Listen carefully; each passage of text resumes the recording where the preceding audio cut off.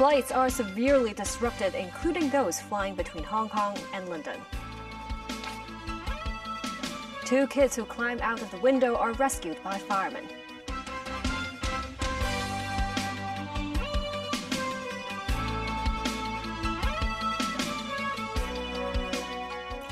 Good evening and thank you for joining us.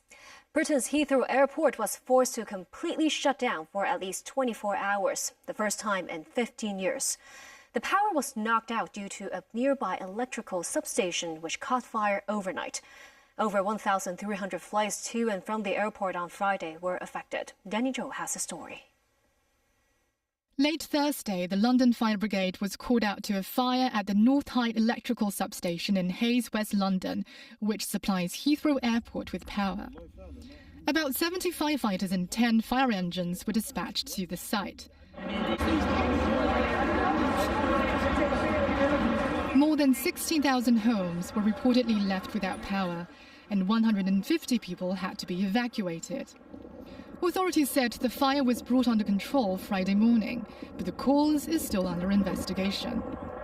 Britain's National Rail has cancelled all trains to and from the airport. Energy Minister Ed Miliband described the blaze as catastrophic.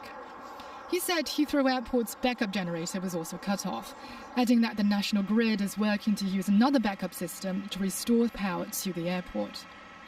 A spokesman for Heathrow Airport said it would remain closed until 11:59 p.m. local time on Friday, adding that they don't have clarity on when power may be reliably restored.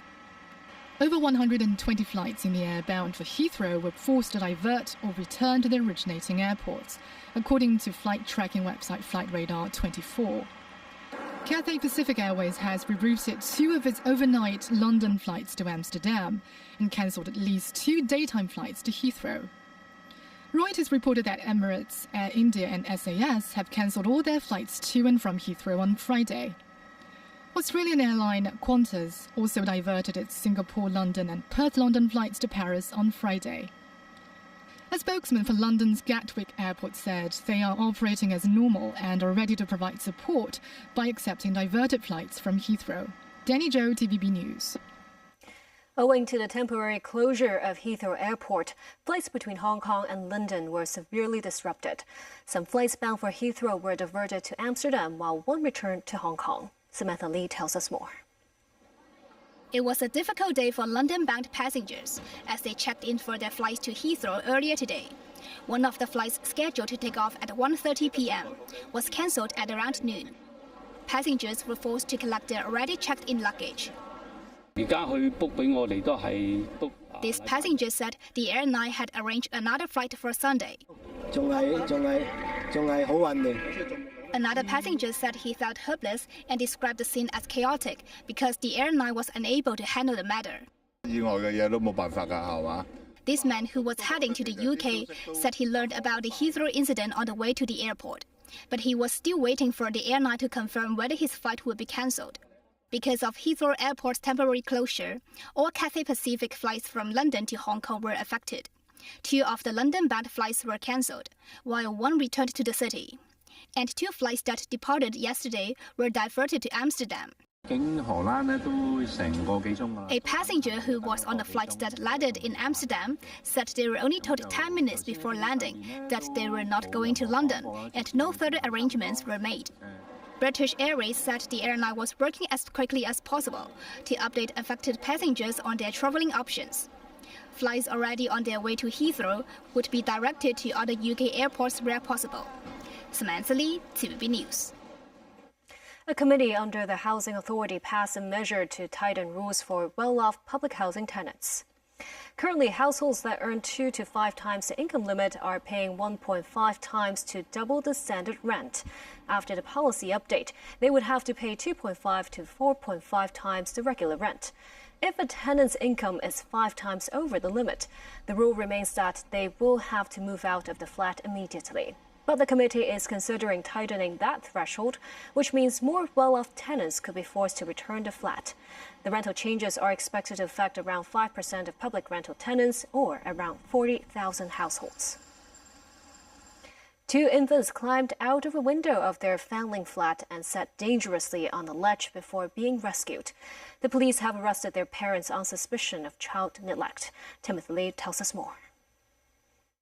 Online footage showed the shocking scene of the two very young kids perched on separate ledges outside their flat at Queens Hall Estate. One of them was trying to grab onto a clothes hanger.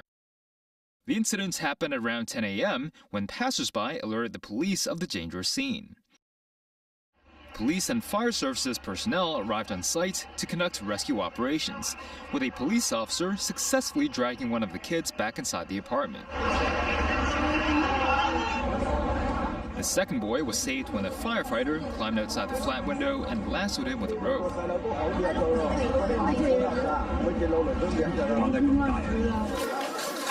The toddlers, a pair of brothers, are aged 5 and 3 years old. They were embraced by their parents on their way to the hospital for a checkup. Sources said their parents were sleeping at the time of the incident, when the elder brother unlocked the window with a key and climbed outside with his younger brother. The police have arrested the brother's 32-year-old father and 29-year-old mother on suspicion of child neglect. Timothy Lee, TVB News. Director of the Hong Kong and Macau Affairs Office, Xia Baolong, met representatives of Hong Kong's European Champion Chamber of Commerce in Beijing yesterday, praising Eurocham's work in the SAR. Xia said he appreciates the Chamber's positive assessment of China and the SAR, and its contributions in promoting long-term investment from European enterprises in Hong Kong. Eurocham meanwhile said it is confident in Hong Kong's open business environment and pledges to introduce more investment, companies and talent from Europe to Hong Kong. Russia launched a drone attack on Ukraine overnight. Kyiv's military says it shot down more than 100 drones, but many got through defenses and caused damage in Odessa and Zaporizhia. Meanwhile, Donald Trump is still seeking access to minerals and energy assets in Ukraine as he continues to push for peace. David Garrett reports. US President Trump still trying to broker peace and saying a mineral deal with Ukraine is back on the table.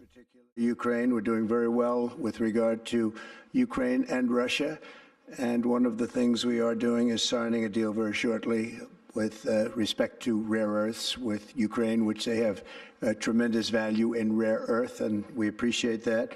And we spoke yesterday with, as you know, President Putin and President Zelensky, and we would love to see that come to an end. The group of Friends for Peace in Ukraine at the UN, spearheaded by China, think Trump's prompting can shift focus from the battlefield. China's ambassador says a solution based on the UN Charter is needed to bring this troubling and negative conflict to an end. We were among the first to call for an immediate and complete ceasefire, a call we firmly reiterate today.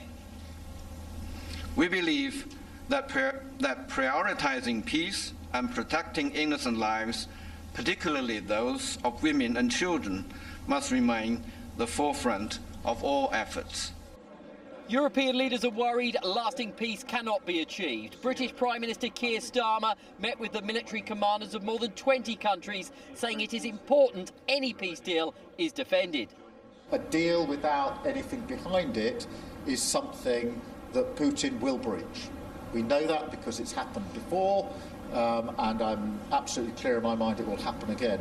And French leader Emmanuel Macron announced a coalition of the willing summit will be held in Paris next Thursday. David Garrett, TVB News. And still ahead, concerns over global warming on the first ever World Glacier Day. And the comeback of global pop culture festival ComplexCon to Hong Kong in bigger scale and with stronger lineup.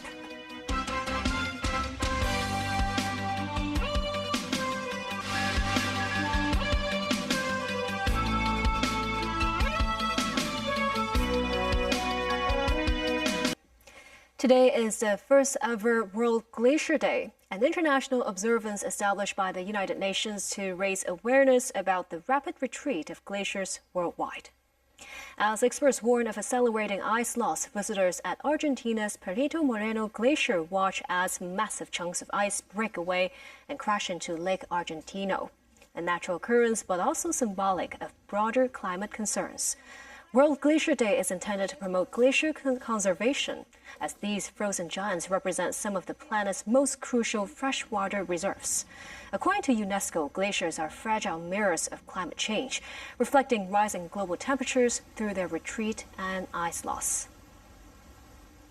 Global pop culture festival ComplexCon is back in Hong Kong for a second year. The organizer is expecting visitor numbers to reach 35,000, thanks to a stronger live concert lineup in the three-day event. The Pop Culture Jamboree was held outside the United States for the first time last year and returns for a second iteration featuring performances from American record producer Metro Boomin and K-pop girl group NJZ. Some fans lined up overnight at the Asia World Expo to get into the venue to snap up their idols' merchandise. The first in line was this HKU student. Mainly it's about NJZ because it's my first time really buying tickets for a concert. Hong Kong as an international city, inviting these big stars can also kind of push the economy and attract more tourists to Hong Kong. A tourist from California said he is planning to spend around $3,000 in his 5-day trip to Hong Kong, including here at ComplexCon. Us Americans, we have the luxury of just staying in the country, but it would also be great for people to venture outside of the country, outside of the comfort zone, their comfort zone, and see what's out there. This year's festival continues to feature a marketplace of fashion items, with fashionistas queuing for limited edition products of the Labubu toy conceived by Hong Kong artist Ka Sing Lung.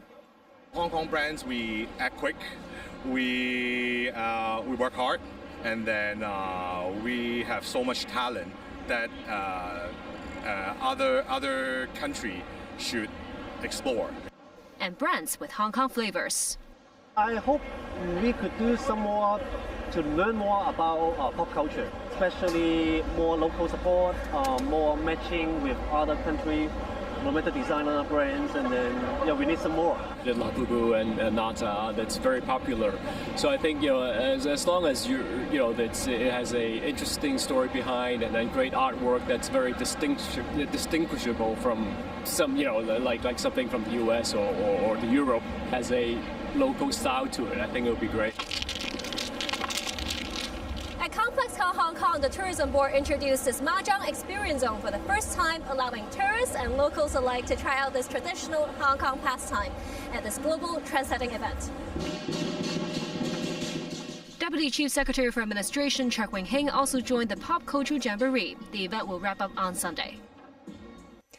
Major French-based aeronautic services company Elio Group SA announced it will set up its Asia headquarters in Hong Kong. The company said the hub will serve as Asia's first aircraft parts processing and trading center. Financial Secretary Paul Chan earlier witnessed the signing of a memorandum of understanding between Elio Group SA and the Airport Authority. Representatives from the group told the media that they will explore the possibility of providing professional services, such as aircraft dismantling, parts recycling, and related training in Hong Kong. Charles Ho is a former tobacco tycoon who quit smoking because of lung cancer. In a frank dialogue with a longtime anti-smoking doctor, Secretary for Health Professor Lo Chung Mao, Ho shares his experience of both smoking and quitting, and now encourages people to make the healthy choice. Secretary has more. This scene may have been inconceivable a few months ago. A cordial dialogue between anti-smoking campaigner and Health Secretary Professor and Dr. Lo Chung Mao and a former tobacco tycoon and smoker, Charles Ho. Who's very anti-smoking. I disagree with him before, and now I agree with him. He sees himself as a tough person, not afraid of anything. His adventures when running his tobacco business testify to that. You met a lot of people through these trades. Do you know who I met before? Pablo Escobar. Yes, face to face, having dinner. After smoking for 6 decades, he finally quit a few months ago. After being diagnosed with lung cancer, chemotherapy and chemotherapy led him to make the change. It's not easy. It's a journey, it's a tough one that which I won't have to go through again. The government plans to toughen up on tobacco control by soon launching 10 more measures. After all their anti-smoking effort over the years, Ho said people are less motivated to smoke. When younger people start smoking, it's cool looking. 50 years ago, 80% of the people smoking as a social culture. And now it's antisocial. I think the most important you come back down to it is your own health issue. Now the people today are more educated than before. They're more health conscious. Advice? Don't smoke. I won't smoke again. Sakura Yip, TVB News. Ocean Park's baby panda twins are set to meet the public with their mother, Ying Ying, tomorrow. The younger brother was more playful when seeing his mother and was unwilling to leave her side. The theme park has arranged for Ying Ying to spend some time at the Giant Panda Adventure Facility to bond with her twins, hoping that their mother can teach them essential survival skills. And that's the news. Thank you for watching.